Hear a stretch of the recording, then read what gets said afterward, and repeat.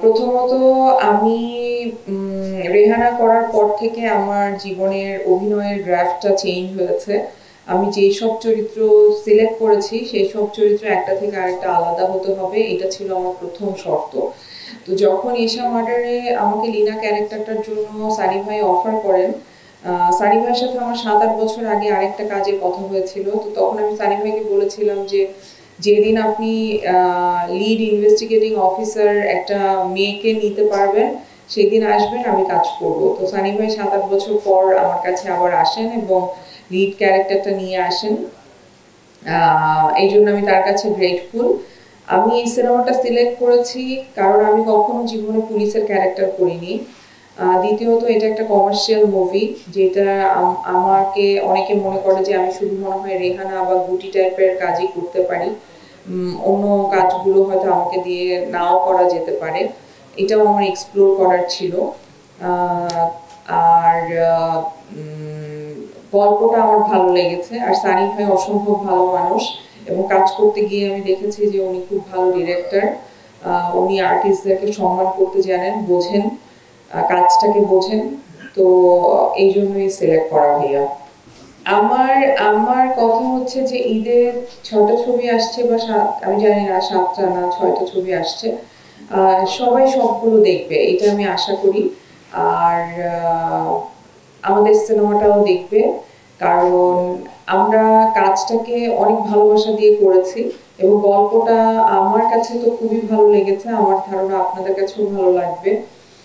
আর অনেকের কাছে murder mystery পছন্দের, আবার অনেকের কাছে হয়তো পছন্দের না। তারাও এসে একবার এক্সপ্লোর করতে পারেন, দেখতে পারেন। বিভিন্ন রকমের সিনেমা আসছে, এক একটা এক এক ধরনের সিনেমা। সো যার যেটা দেখতে ইচ্ছা হয় দেখবেন, কিন্তু সাথে অবশ্যই এশা মার্ডার দেখবেন। আর সিনেমাটা ঈদের রিলিজ দেয়া কিন্তু সানি সারোয়ার ভাইয়ের জন্য একটা রিস্কের কাজ, যেটা যে সাহসটা উনি করেছেন।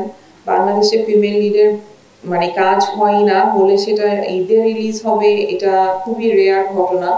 সো সেই সাহসটা যে সানি ভাই করেছে, সেই তাকে সাপোর্ট করার জন্য হলেও আসলে বাংলাদেশের দর্শক হলে এসে সিনেমাটা দেখবে। আমি এই ক্যারেক্টারটা তো এই ধরনের ক্যারেক্টার তো আগে করিনি। আমি গোয়েন্দা সংস্থার অংশ হিসেবে কাজ করেছি। ওইটা ছিল যে যে হচ্ছে একটা সংস্থার এজেন্ট, কিন্তু পুলিশের ক্যারেক্টার আমার আসলে আমার পুরো জীবনই করা হয় নাই। আমি যে এত বছর ধরে অভিনয় করছি, এত বছরে আমি আসলে কখনোই পুলিশের ক্যারেক্টার করিনি। আচ্ছা, এইটা তো আসলে পুরো দায়িত্বটা আমাদের ডিরেক্টর সাহেবই নিয়েছেন। তিনি একটা ভালো চিত্রনাট্য লিখেছেন এবং সে আমাদেরকে এমনভাবে গাইড করেছে যাতে আমাদের ক্যারেক্টারাইজেশনে সুবিধা হয় এবং অভিনয়ের জায়গাটাও আমাদের জন্য সহজ হয়ে যায়।